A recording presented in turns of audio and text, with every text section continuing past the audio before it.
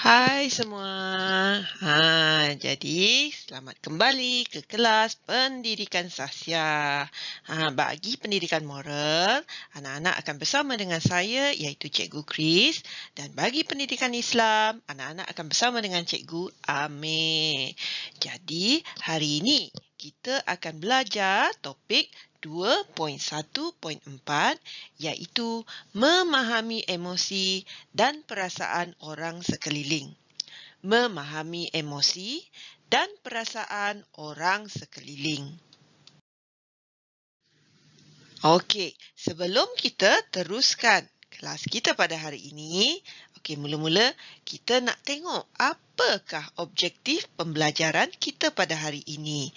Yang pertama, anak-anak dapat mengenal pasti emosi dan perasaan orang sekeliling. Dan objektif yang kedua, anak-anak dapat bertindak balas dengan baik terhadap emosi orang sekeliling. Anak-anak dah sedia? Jom kita teruskan kelas kita pada hari ini. Anak-anak tengok gambar ni. Agaknya apakah perasaan Bu semasa ini?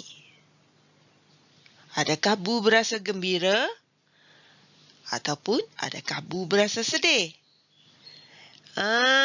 Betul. Bu berasa sedih. Jadi bagaimana kita tahu apakah perasaan yang Bu alami sekarang ini?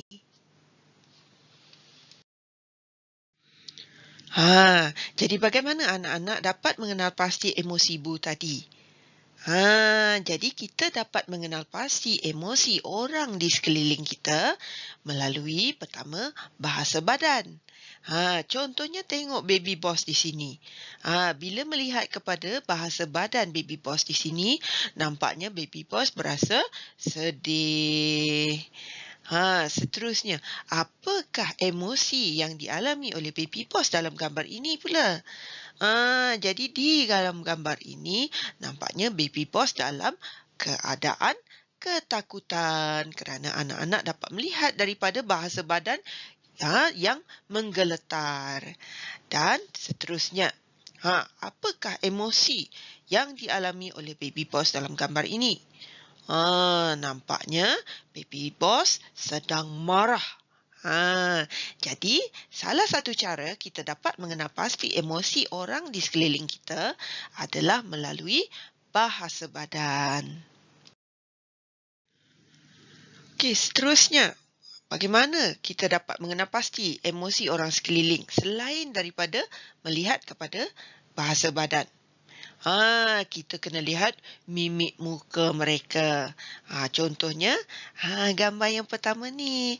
Kalau lihat pada mimik muka dia, dia sedang berasa gembira sebab anak-anak dapat lihat dia sedang tersenyum. Bagaimana pula dengan gambar yang kedua ni? Agaknya apakah emosi yang dialami oleh baby ni? Nampaknya dia rasa sedih.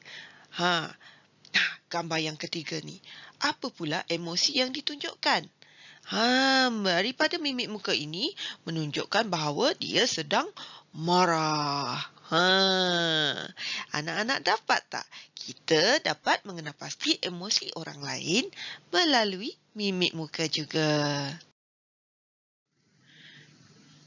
Selain daripada melihat kepada bahasa badan dan mimik muka, kita juga dapat mengenal pasti emosi orang lain melalui nada suara mereka. Contohnya, nada suara kuat, nyaring, menjerit. Mungkin dia sedang dalam ketakutan. Ataupun bila dia teresak-esak. Itu menunjukkan dia dalam keadaan yang sedih. Ataupun bila suaranya keras dan kuat, itu menunjukkan orang itu sedang dalam emosi marah. Setakat ni anak-anak dapat tak faham? Okey, jom kita buat sedikit latihan bersama-sama. Apakah emosi yang ditunjukkan dalam gambar ini? Adakah emosi gembira ataupun emosi yang tidak gembira? Betul. Gambar itu menunjukkan emosi yang gembira kerana dia sedang tersenyum. Pandai anak-anak. Okey, jadi jika orang di sekeliling anak-anak mempunyai reaksi seperti dalam gambar ini, apakah reaksi ataupun tindak balas yang patut anak-anak tunjukkan? Adakah anak-anak menjeling dia dengan perasaan tidak puas hati? Ataupun adakah anak-anak turut gembira dan tersenyum? Betul tu. Kalau kawan kita mendapat kejayaan, kita hendaklah menunjukkan reaksi gembira, menandakan yang kita pun gembira dengan kejayaannya. Pandai anak-anak hari ini. Jom kita lihat satu lagi contoh. Apakah emosi yang ditunjukkan oleh sahabat anak-anak ini? Adakah dia berasa gembira ataupun adakah dia berasa sedih? Ya, dia sedang berasa sedih kerana dia telah kematian haiwan peliharaan yang disayanginya. Jadi, dalam situasi ini, apakah reaksi yang patut anak-anak tunjukkan kepada sahabat anak-anak ini? Adakah anak-anak tumpang bersedih ataupun adakah anak-anak mentertawakan sahabat anak-anak ini? Kita patut menunjukkan emosi bahawa kita turut bersedih. Kita tumpang bersedih kerana sahabat kita kehilangan haiwan peliharaan yang sangat dia sayangi. Jadi, jom kita lihat balik cara bagaimana kita mengenal pasti emosi orang lain. Pertama, melalui bahasa badan. Kedua, melalui mimik muka. Dan yang ketiga, melalui nada suara mereka. Jadi yang penting cikgu nak anak-anak semua ingat, kita haruslah belajar memahami emosi orang di sekeliling kita. Dan kita juga perlu memberikan reaksi yang sewajarnya terhadap emosi dan perasaan orang lain.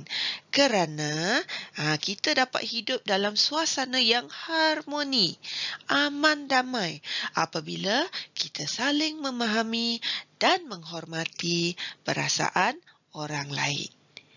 Okey, setakat ni anak-anak semua dah faham dah? Bagus. Okey, jadi sehingga kita berjumpa lagi di kelas yang akan datang.